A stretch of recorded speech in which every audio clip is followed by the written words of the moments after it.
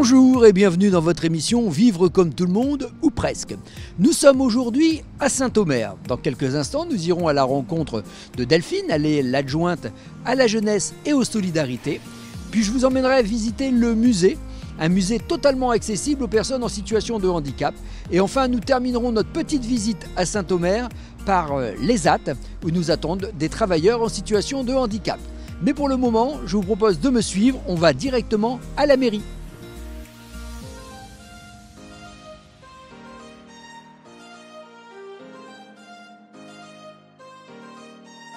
Bonjour et merci de nous recevoir donc ici à Saint-Omer, ville très dynamique, notamment aussi en matière d'inclusion des personnes en situation de handicap. Parlez-nous un petit peu justement de la vision du handicap dans cette ville.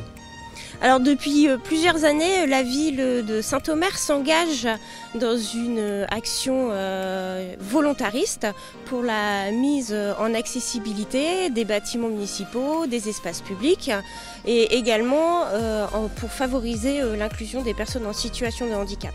Et d'un point de vue associatif, vous travaillez justement avec les associations locales qui œuvrent en matière de handicap ?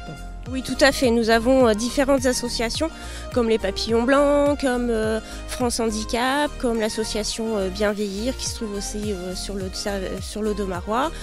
Toutes ces associations sont vraiment partenaires avec la ville pour réfléchir ensemble à tous les moyens et tous les besoins qu'ont ces personnes selon leur type de handicap justement et selon leurs besoins. Alors, Saint-Omer, c'est aussi la ville de la culture, hein, et vous avez quand même un maire qui est vice-président en charge de la culture au sein de la région. Et on m'a parlé justement d'un musée. Alors, il paraît que vous avez un magnifique musée ici. Oui, nous avons le musée Sandelin qui se trouve vraiment à proximité d'ailleurs de la mairie. Et le musée est vraiment très acteur pour accueillir les personnes en situation de handicap. Depuis plusieurs années, ils ont mis en place beaucoup d'outils avec différents biais, différentes médiations, notamment des sculptures à toucher où tout est accessible. Et ils ont même travaillé avec l'association des Papillons Blancs pour permettre une accessibilité sur un plan cognitif avec des fascicules faciles à lire et à comprendre. Très bien. Eh bien écoutez, moi ce que je vous propose, c'est qu'on aille justement tout de suite visiter ce musée où nous attend Delphine.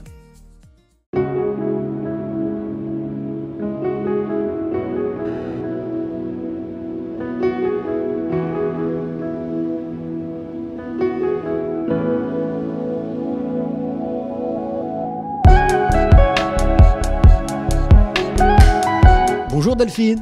Bonjour. Merci de nous accueillir ici. Je suis ravie de vous accueillir ici au musée Saint-Omer. Elle date de quand cette belle bâtisse ? Alors c'est un hôtel particulier du XVIIIe siècle qui a été construit dans les années 1777. Eh bien si vous le voulez bien, on va tout de suite commencer la visite. Oui, avec plaisir, je vous emmène.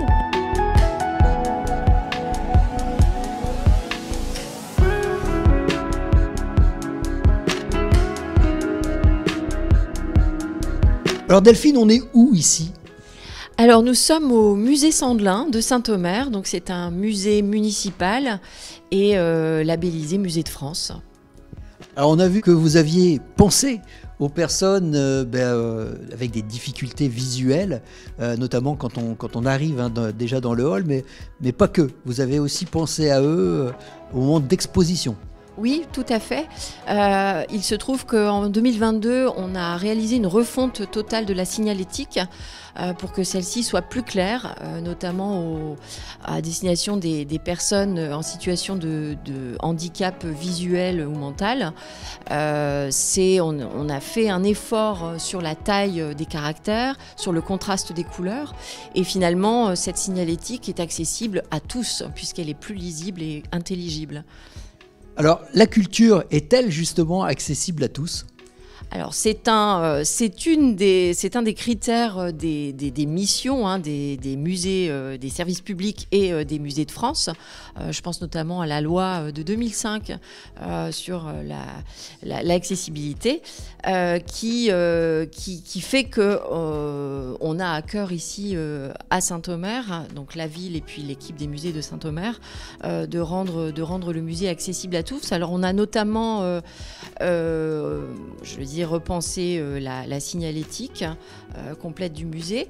Nous mettons aussi à disposition des visiteurs des tables de médiation qui ont été réalisées par l'ESAT, donc l'établissement de services et d'aide par le travail. Que nous rencontrerons tout à l'heure d'ailleurs. C'est pour ça que je le précise, qui sont des tables à plan incliné qui permettent à une personne en fauteuil roulant de pouvoir la consulter. Et puis cet usage est bien sûr large et s'adresse à tous les publics.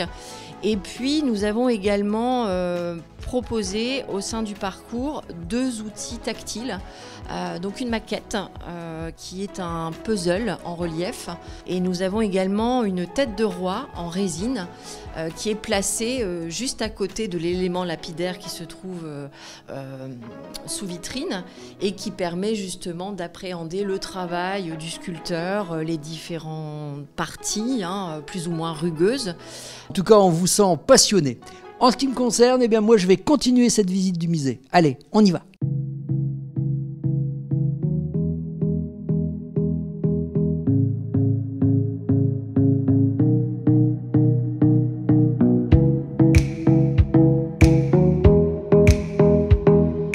Après la culture et son musée, nous allons maintenant parler emploi. Nous sommes à l'ESAT où nous attend sa directrice qui va nous présenter l'un des plus gros ESAT de la région. Avec 210 usagers, vous avez ici l'un des plus grands, alors c'est pas le plus grand, mais l'un des plus grands ESAT de notre région. Vous nous présentez un petit peu votre ESAT, Valérie ? ESAT Les Pierrides, nous avons 210 personnes en situation de handicap qui travaillent ici, 210 ouvriers, avec 50 personnes qui les accompagnent, tout corps professionnel confondu, ce qui fait que sur Saint-Martin les Tatinghem, à la PUI les Papillons Blancs de Saint-Omer, nous sommes un employeur assez conséquent. Il y a 250 salariés environ sur Saint-Martin les Tatinghem à la PUI de Saint-Omer. Et ici à l'ESAT, donc une cinquantaine d'encadrants, 210 usagers sur des ateliers mécaniques, menuiserie, conditionnement et espace vert. Donc là, dans un instant, on va aller en menuiserie, mais juste avant, il y avait quelqu'un que vous vouliez nous présenter.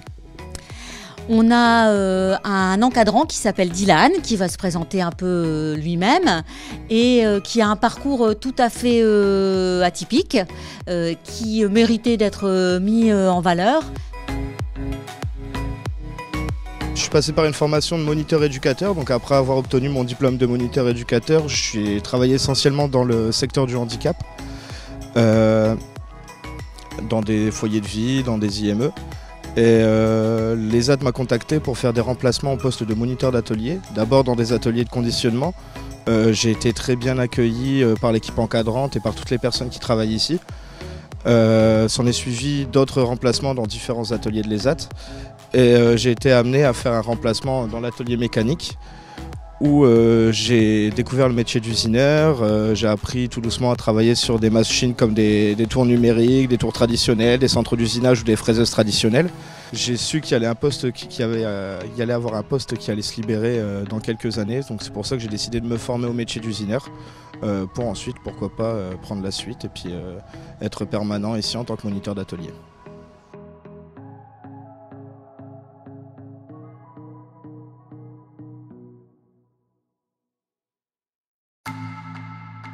L'atelier menuiserie prend une place importante au sein de l'ESAT.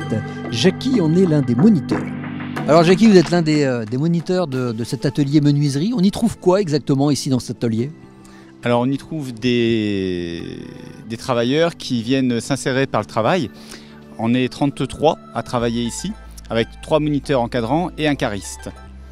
Et donc on fabrique des palettes de différents formats, pour essentiellement l'entreprise du carton dans le secteur audomarois. Et on travaille aussi sur du mobilier. On a des machines avec des commandes numériques et donc on peut se permettre de faire du meuble un petit peu, et essentiellement pour le milieu hospitalier. C'est important pour eux de travailler, même si on est dans un milieu protégé. Est-ce que ça les aide à approcher le milieu ordinaire ? Pour eux, c'est très important aussi d'être ici pour le travail. Ils sont très fiers de ce qu'ils font. Et ils ont à cœur de bien faire, et ils ont ce qu'on peut appeler la valeur travail, c'est-à-dire que c'est important pour eux. Alors, qui est la personne que vous vouliez nous présenter? Alors, on voulait vous présenter Rémi Lacroix, qui est un jeune travailleur qui s'est bien intégré dans cet atelier menuiserie et qui donc se distingue de par son engagement dans l'association, parce qu'il a été élu très récemment président du CVS. Rémi, c'est quoi alors d'être président de la vie sociale? Alors c'est une première pour moi, c'est une première et je découvre en faisant tous ces découvrir, j'apprends en même temps et ça fait, je suis là pour écouter à tout le monde. Je suis à l'écoute de tous les travailleurs de l'API, je tourne dans les autres ateliers pour voir ce qu'ils ont besoin de, franchement. Je suis à leur bien-être. Et s'ils ont un problème, je suis là pour communiquer avec eux, parler des changements et essayer d'améliorer les conditions de vie de l'API. Est-ce que c'est important pour toi d'avoir justement à te lever le matin pour aller au travail comme si tu étais en milieu ordinaire? Oui, c'est important. D'une chose, j'aimerais pas rester chez moi à rien faire. Et ça me fait plaisir de travailler avec tous mes collègues qui sont là. Et ça me fait plaisir de travailler pour tout le monde. Et j'ai envie d'apprendre beaucoup de choses. On est là aussi pour apprendre à évoluer dans le monde ordinaire aussi. On se prépare. Voilà, cette émission est à présent terminée. Comme vous pouvez le constater, ici à Saint-Omer comme ailleurs, eh bien tout le monde veut juste vivre comme tout le monde, ou presque. Merci d'avoir suivi notre émission et on se donne rendez-vous la semaine prochaine sur WEO.